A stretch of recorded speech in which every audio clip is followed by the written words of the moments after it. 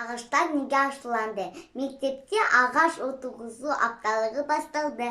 Балаларға түгел қызықтырған бұл бастама тек Алмабекке ұнамады.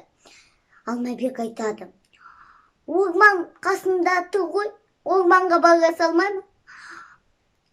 Үйлердің қасына ағаш отырғызып әуелінудің қажеті қанша? Деді Алмабек. Бірақ Алмабек шетте қала алмады. Өзінің сыныптастарымен бірге тоғайға олда барды. Бірнеше жас тегіс қайын әкеліп, терезенің алдына ағаш отырғызады. Достары оларды мәпелеп, суарып, күтумен болса, оның бірінде істемеді. Көктем келді. Алмабектің сыныптастарында ағаштар жайнап өсіп тұр, ал оның ағаштары болса сімірейіп осылай қалыпты. Олар бір-бірімен сөйлеседі.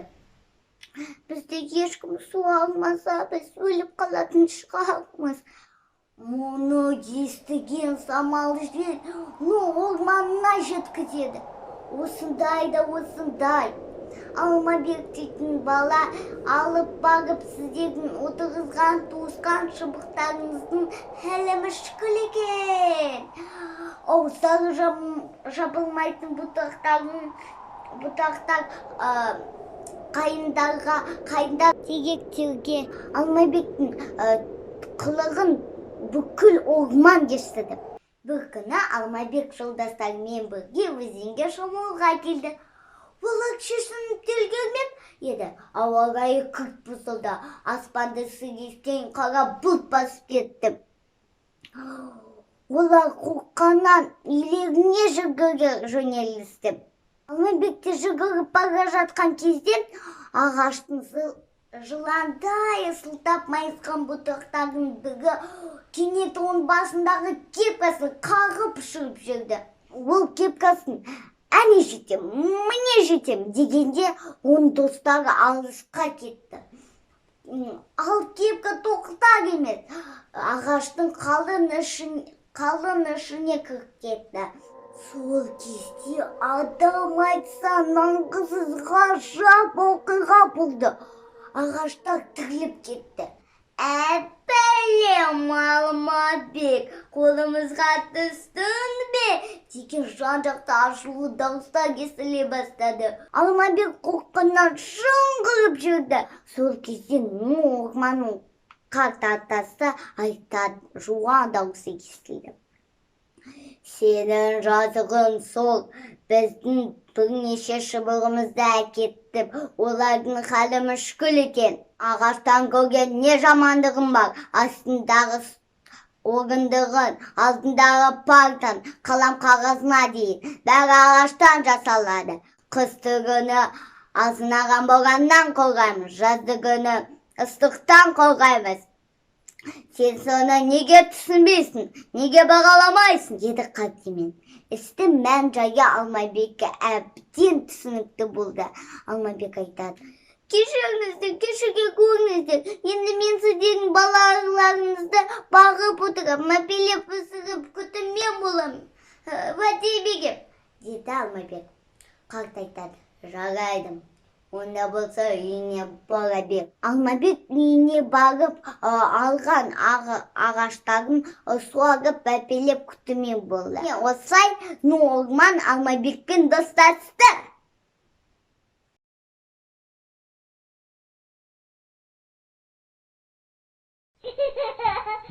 Әжесінің баласы үйде кішкентай ұрыс болып қалды. Әже айтты: «Айналайындар, ұят емес пе? Балаларын тыңдапты ғой». Біз ашуға баттық. «Әже, ағласпаңыз, бұл ағласатын шаруа емес сізге». Біз сөз қайтардық. Әжемде бір мінез бар, ашуланса тоқтамайды. Кішкентай немересін Мұхтардың қолына алып барып, аэропортқа барып, семейге бір-ақ тартты. Әңгіменің көкесі енді басталды. Ұрыс аяқталды, әлі екеуміз үйде жалғыз қалдық. Әлі әжесінің баласы болғаннан бізге бағынбады. Не дұрыс тамақ ішпеді, не дұрыс ұйықтамады. күн түнмен әже деп жылайды. Мен шыдама аэропортқа звондадым. Сәлеметсіз бе? Семейге бір билет бар ма? Әйтеуір жарты сағаттан кейін Семейге билет табылады. Әйтеуір Семейге жеттік. Сол кезде мен домофонға басып, есіктің алдына тығылдым. Құлағы қалқиып әлі тұрдым. Әжесі есікті ашқанда, әжесі әлі жаным, апа деп екеуі құшақтасты. Сөйтіп әжесі мен немересі осылай табысты.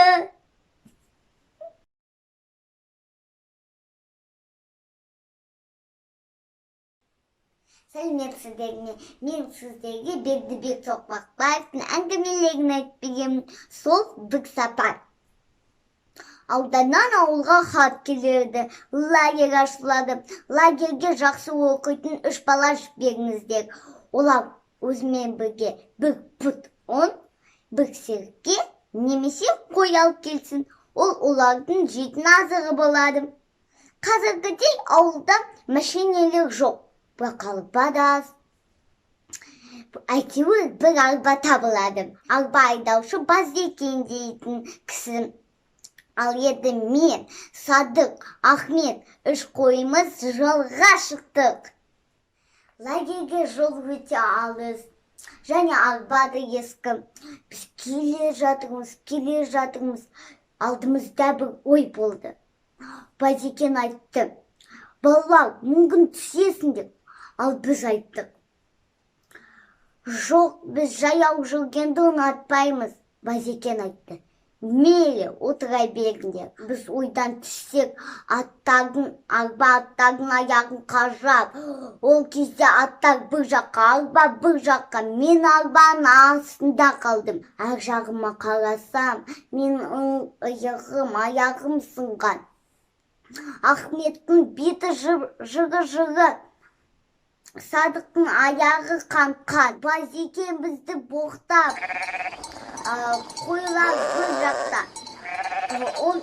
Он шашырған, бәрі ақ.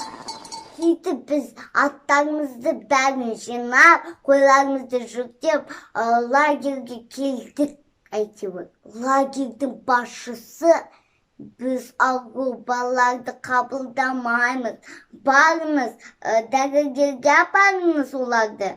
Мұны естіген Базекең бізді боқтап, ашуланып, бізді арбаға отырғызып, қойларды жүктеп, әйтеуір ауылға шықтық.